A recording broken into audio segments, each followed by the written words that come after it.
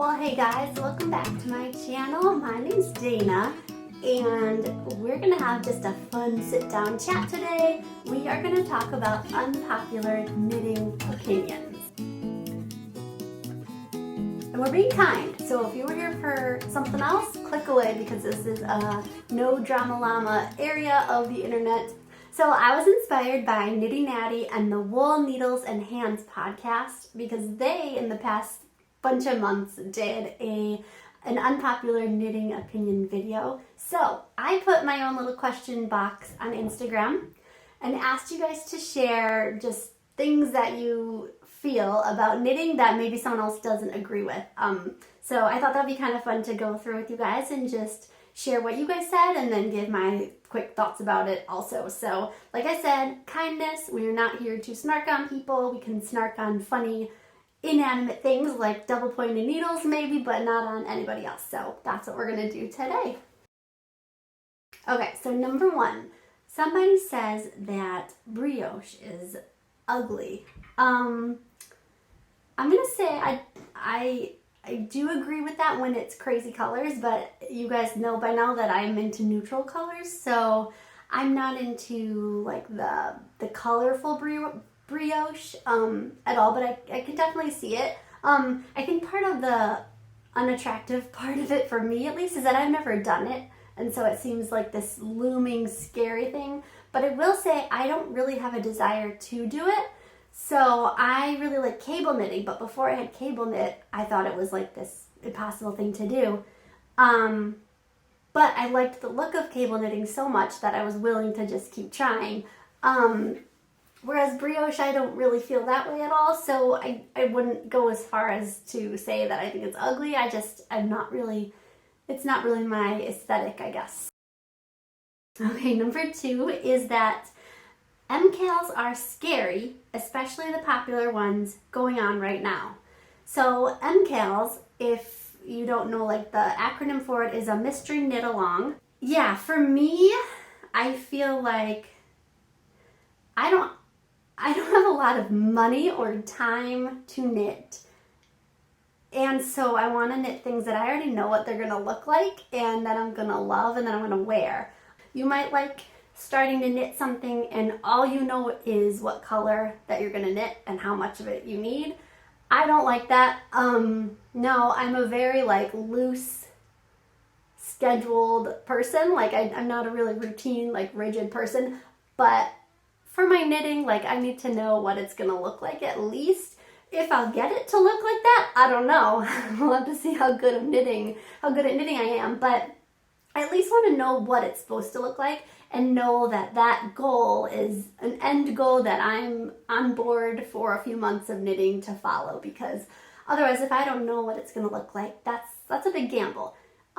You're spending a lot of time and money into that, and I can understand why you would say that's scary, because it's really hard to knit something and you've spent a long time on it and it doesn't turn out how you want at all. Or, I mean, even if it's like a pattern you like knowing what it's supposed to look like might impact your decision of what colors to use where. So that to me even is like, well, wouldn't you want to know the design of like maybe this color shouldn't go next to this color. Don't start with this color because it's going to look really weird next to this color. So that's just my thought about it, is like just jumping into that unknown and having it not turn out how you wanted. Is how I feel like you want it to look like something you're going to wear, I feel like. So that's how I feel anyway. So, okay, so number three, somebody said socks on 2 cirques. And I don't know if that means the unpopular knitting opinion is that you like them or that you don't like them. To me, it feels like you've got a lot of extra things you're trying to maneuver, kind of like a double pointed needle situation. A lot of, DPNs, you have like the pokey ends, but I don't know, I feel like you're one sneeze away from just pulling everything off on accident. Okay, what are we on, 4? Knitting is for old people. That is, I think, an opinion that probably any knitter would disagree with. Anyone who's not a knitter, I'm sure there are plenty of people out there who think it's an old person activity, but I feel like all knitters would say it's not. I I'm 32 and I've been knitting for maybe 10 years, 10, 11 years. I grew up with my aunt knitting and my sister knitting for as long as I can remember. She's 5 years older than me. And I will say I teased her because we'd be sitting there watching movies at night and she'd be sitting there knitting. And I'm sure I said something like that, like, why are you doing that? I don't know what I was doing. Probably just watching the movie. I don't know. But yeah, I definitely disagree with that one. Or like agree. It's not for old people.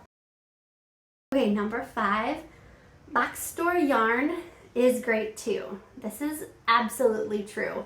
I feel like, I don't know, I feel like there's a lot of really good yarn out there that, I mean, even just walk down the aisles of Hobby Lobby, because it's easy for me to think of right away, like, oh, Lion Brand, what else? Patents, like stuff you'd get at Michael's, Joann's here in the US. But even just thinking Hobby Lobby, I mean, they've only got how many different brands of yarn? There's so many there though, like, and it's not stuff that I normally will go browse the aisle through and look, but yeah, I feel like a lot of people might shoot down box store yarn, and that's just, I don't know, I'm okay with it. I like all yarn as long as it is pretty, as long as it looks good. And I'm sure that there is some yarn that's better for you than other yarns, but you kind of have to weigh cost and what you're paying for. Otherwise, should I buy this box of diapers or should I buy this one skein of yarn, but I need like 10 of them to make a sweater, you know? So that's how I feel about it. I do love going to my yarn shop nearby. I actually have a couple nearby, but I really like going to my yarn shop and looking for sale bins or clearance yarn, and I feel like some yarn shops are better at having that than others, but those are like the really cool found a treasure moments for me anyway. But I'm also kind of frugal, and that's just how I feel. Like I'm not as likely to go buy something full price from a yarn shop just because it's not in the budget. I have 4 kids, so that's how I feel about it. Coupons can be used at big box stores, and that's always good. Pre-orders are a gamble. So I've only done one pre-order once. It was by Sorella. She was doing like the folklore. No, was it all Taylor Swift? I think it was like a Taylor Swift collection. I got the folklore color, I think, or something similar to that. And I didn't have any problems with it, so I don't know. But I can't imagine if you don't know exactly what it's going to turn out as, and you're just looking at this one sample. I don't know, I feel like that's any hand-dyed yarn though. I don't know. Somebody said, I don't like yarn advents. Too expensive and too many ends to weave in. So again, I've never done a yarn advent. I had a lot of people say this one for being on your Christmas wish list. So it seems to me like it's a lot of mini skeins, is that right? I feel like, I don't know, I feel like I like what I like in knitting and I kind of stick to that, and then I try a little bit here and there, but like I said, my time and my budget is set, and so I don't have a lot of extra to try something like this. I also don't think I would have the will to not open everything at once. Aren't you supposed to wait and you open it one day at a time? I don't think I would be very good at that. Yeah, too many ends to weave in. Okay, so explain to me a yarn advent. Are you supposed to make different things with them? Is it like you get kind of like a mystery knit along, like you get one skein and then you open the next day and you add on to what you already knit? Because then you do have a lot of ends weaving in. I don't know. I feel like I need to learn what a yarn advent is, but also at the same time I don't plan on making one, so. They said a garter project or stockinette sweater is a relaxing break from complex projects. I can't get used, oh, that's a different one. Okay, so garter and stockinette sweaters are good, kind of cleanse the palette between if you're working on like lace or cables or something a little harder to work on. So I agree with that. Although I wouldn't say I have one. I'm not a monogamous knitter, so I have a few projects here and there, and I do always make sure one is an easy knit. I actually have one with me right now.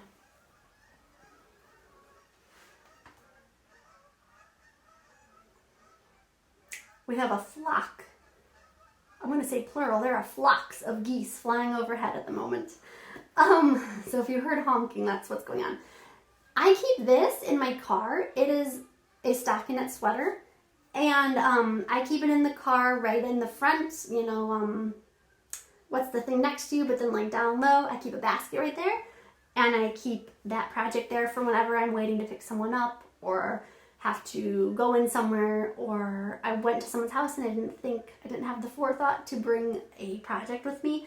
It's super easy to just knit and not have to think about. And then if you are, thought I heard another one. If you are knitting something hard and it's like, or like a sock and you're at the heel and you're like, I just want to pay attention to Lord of the Rings, Rings of whatever it's called, and you want to pay attention, then I would just grab my other project, that's stockinette or garter. Okay, the last one that somebody wrote in, and then I have a couple more of my own that I'll share, but somebody said, I can't get used to using DPNs. They frustrate me to no end. I find flexi tips to be more manageable. So yeah, DPNs are a necessary evil for me if I am knitting something small. For example, I'm currently knitting a sweater for my 1-year-old. DPNs are short for double pointed needles. So I'm working on this sweater sleeve, and it is too small around to do circular knitting because the circular cords, like cables, are not that short for a size 10.5 needle. So it is a necessary evil that I am currently working through right now. I just do it in small chunks, and yeah, I find no easy way to hold them because any direction, any way you hold it, you're poking a belly, you're poking a boob, you're trying not to poke whoever you're next to. And so yeah, I'm not a big fan of them. I would knit everything in the round if I could. Unpopular knitting opinion for me is that I don't like knitting flat. I don't like doing full rows of cable or of purl and having a right side, wrong side row. So I'd rather knit in the round. Any chance I can get, I will take that option. Okay. Knit baby socks or booties or slippers are a cute time waster. And here's what I mean by that. They're very cute, and even though they hardly take up any time at all because they're so tiny, they are a waste of time. I've had 4 kids.